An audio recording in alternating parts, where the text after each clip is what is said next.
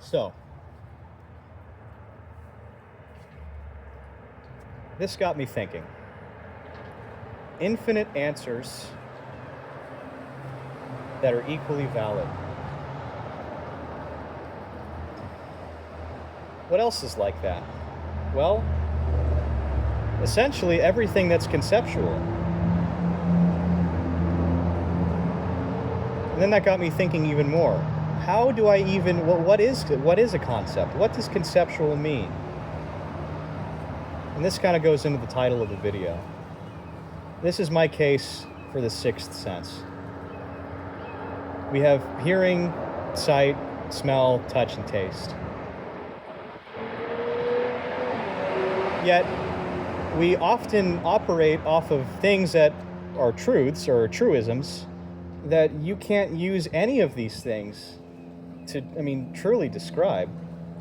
Even something like color. Well, what do you mean? Color, I can see color. That tree is green. The leaves are green. You can very clearly see the leaves are green. What do you mean I can't see color? I say, okay. What does green look like? Describe green to me. Can't do it. You might be able to say, well, it's light. Okay, what does that mean? Well, it's the absence of darkness. Okay, so how does that help me separate green from red? We can get into the weeds about it, but at the end of the day, you can't. Now, that leaf itself, I can touch that leaf. I can smell that leaf. I can taste it. The works. But colors are conceptual. Now, why is it important that we are able to conceptualize? Why do we do that? I'm making the argument that that is the developed sixth sense that humans are unique for. Now, I think animals are capable of conceptualization. I think it's true, but nowhere near to the extent of humanity. It's not even close. For example, many people believe in things that are tangible, and a lot of people that are academically inclined might espouse the belief that, well, I only really believe in things I can see and touch. Well, that's not even true. You start asking them basic questions about, just mathematics. Going back to math, it's a great example. You can't touch math. You can't see the concept of mathematics. You can see symbols that we attribute to mathematics and equations that we say are mathematics, but I can't go outside and pick up math and show it to you. I can only describe it to you through symbols and language, through sounds. Yet math is a truism. It's absolutely true. It's a fundamental truth of our understanding of how the world works. Yet it's completely intangible.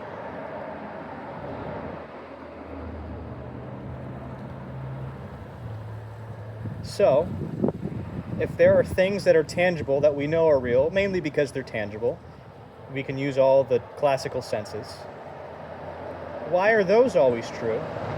But when it comes to things like God, or broader concepts, or other concepts that people don't believe are real, how come the basic argument is always, well, I can't see it, so obviously it can't be true. I have no experience with it.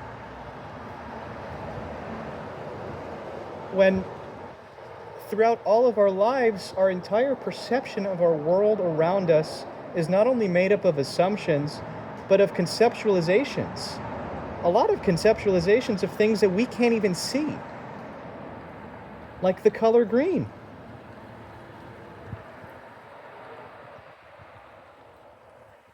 I can see the color green, sure.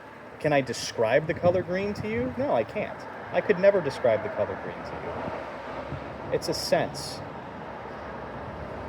So furthermore, because we have this sixth sense of advanced conceptualization,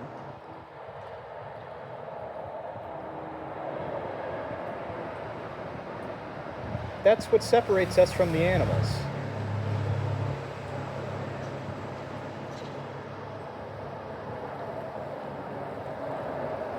The sixth sense, in a roundabout way, maybe not roundabout. Oh, in a broad way. Sorry, it's a little windy today. Oh, doing it again. I guess I gotta hold it. In a broad way, the sixth sense, I guess, is the mind.